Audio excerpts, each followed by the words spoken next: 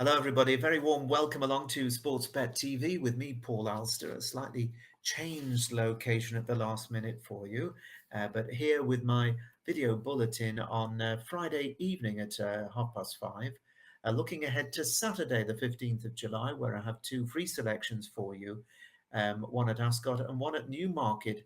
I was very much hoping that the rain would stay away because most of my calculations, like so many people, I'm sure, looking ahead at the weekend were based on the good to firm ground that was forecast and the hope that the forecast showers might miss the big race courses, but they both had a real soaking, Ascot and Newmarket. I think they've also had a drop or three at York as well. So it does rather affect things, but I'm still going to stick with my original selections in one case, and the other one is a revised selection. So if you happen to be new, joining me for the first time, I'm all about trying to find big priced each way selections, and both of the horses I have for you this Saturday are both very, very tasty prices. So we shall see how they go. And the first of them is going to go at Ascot in the 145, the 5 furlong Heritage handicap. Now, originally good to firm, the going changed during Friday afternoon to good to soft. Let's hope they don't get very much more rain at Ascot. Indeed, let's hope it might dry out a bit if the showers pass and the current bum comes out um, late on Friday or into Saturday morning. And it might just dry it out a touch, and that would certainly help my selection. 19 runners set to go to post. It wouldn't surprise if there are one or two who decline the challenge if the going deteriorates. But this really is a top-notch handicap, with the top weight Rohan, trained by David Evans, running off a really lofty mark of 110, a proper group horse's rating. He's been a really good horse over the years, including in particular at Ascot, but it's asking a lot of him to give away plenty of weight to some very talented sprint handicappers, but he won't be far away, Rohan. Now, the last time I looked, the 15 to 2 favourite was King Charles's King's Lynn, trained by Andrew Balding, only beaten just over 3 lengths in the Wokingham handicap here at the Royal Meeting, where he seemed to run out of puff inside the final furlong. So the drop back to the minimum trip, I think, will probably help his cause. Now, there are a couple of Northern Raiders who are in cracking form. Bond Chairman is trained by Brian Smart, and Vintage Clarets is on a hat-trick for Richard Fahey, both of them running really well of late. Bond Chairman going up £3, Vintage Clarets shoved up for £6 for his most recent win. And if things drop right for them, as is the case with most handicap sprinters, then they could both be very much involved. Now, Equilateral represents Charles Hills. He ran a cracker when fifth in the Group 1 Kingston Stakes last time out, so that's a much higher level of form than here. If he were to run to that level again, then he'd probably be very hard to beat, but not a consistent horse. And he might be just a horse who's better in pattern races than handicaps. The ground as well is a bit of a question mark for him, but he is going right down in class. And then we've got Michael Appleby's Racel, who's a horse I've been keeping an eye on. He looks to be running himself right back into form. And any market move for him, I think, would be really noteworthy. So keep an eye out for him because he won last season off a £6 higher mark. He's owned by a syndicate that like to have a few quid on when they fancy one. And the fact they put the cheap pieces on, I think, is another interesting suggestion that they're trying to do something new to just spark him back into action while he's running into form. Now, when I did my selection for this race, it was originally based on good to firm ground, which would be ideal for my choice. And in a very tough heat, I'm going for the rank outsider. And this is a horse called Get It, who is trained by George Baker and is the mount of Pat Cosgrave. Now, Get It is a horse who goes really well fresh. He hasn't run for quite some time and is returning to the fray for the first time since running in Bahrain over the winter. Now, last season, he was trained by Clive Cox, who did well with him.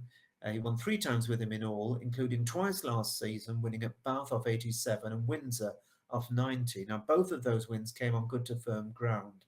He also ran well in defeat when third off 97 at Doncaster last July, and he runs here in Britain for the first time for George Baker off a pound lower than that Doncaster run of 96.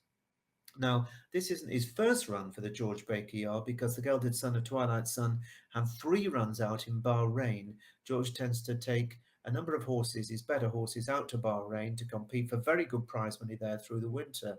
And to be fair to Get It, he did really well. He was second in a Group 3, a local Group 3, on good ground, um, and then had one run that where things didn't quite pan out for him. Now he returns from a 5-month break, and so he should be absolutely raring to go because this horse has won first time out both in 2021 and 2022.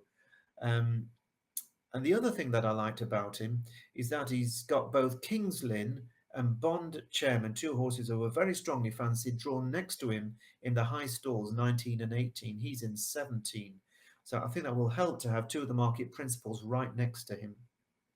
Now, as I say, my calculations were done when the going was forecast good to firm. I did wonder if there's a shower, it might go to good, and that wouldn't bother me, Forget It, because I think the fact that he just loves to run fresh may overcome that. So if the ground does dry out a touch, I'll be even more confident.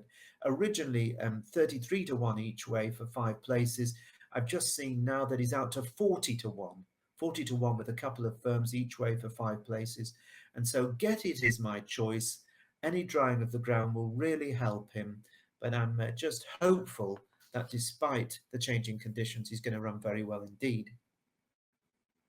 Now, before I forget, I've got a number of tips available on my subscription service at Out in Front, where we've had a few nice winners of late, with a nice one on Thursday night as well. And if you want to take a look at that and maybe sign up and join us, you're more than welcome to do so. It's on the link, the description link just below this screen, and that's over at Patreon. So do check that out, where I give plenty of tips through the course of the weekend, and of course cover all the big meetings on a daily basis, as well as popping up with a few midweek as well when there's horses that are of particular interest. So let's move on to my second free selection, a Newmarket 4 o'clock Saturday, the 7 furlong Bunbury Cup. This one's a really grand old handicap. Originally is good to firm, 20 runners. On the face of it, it looks impossible. Always does. And it's no surprise that the bookies have been betting 7 to 1 the field.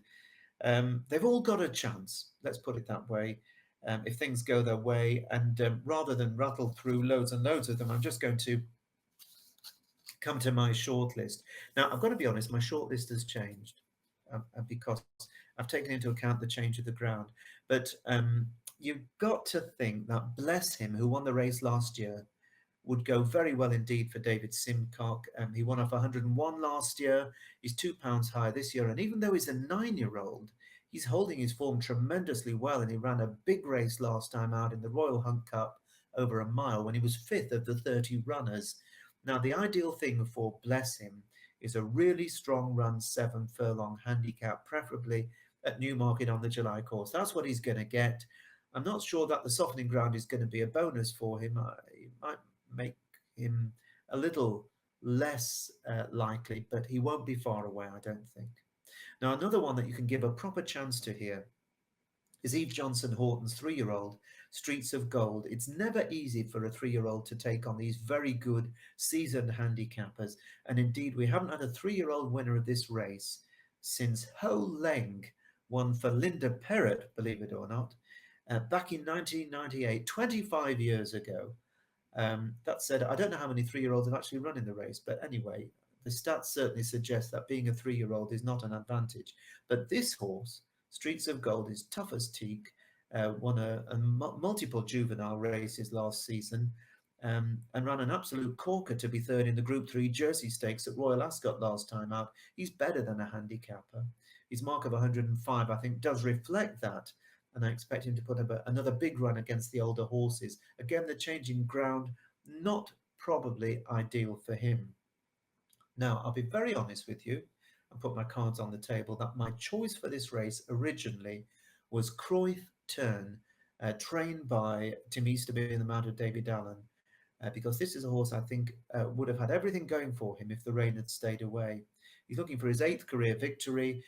He ran very well when 6th in the race last year behind Bless Him, and he's carrying a £6 penalty for a win at Redcar last time out when he looked to be coming right back to his best.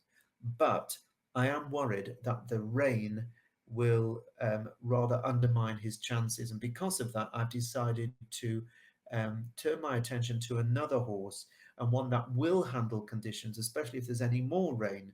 And that horse is called Probe, and Probe is trained by Jenny Candlish and is the mount of Trevor Whelan.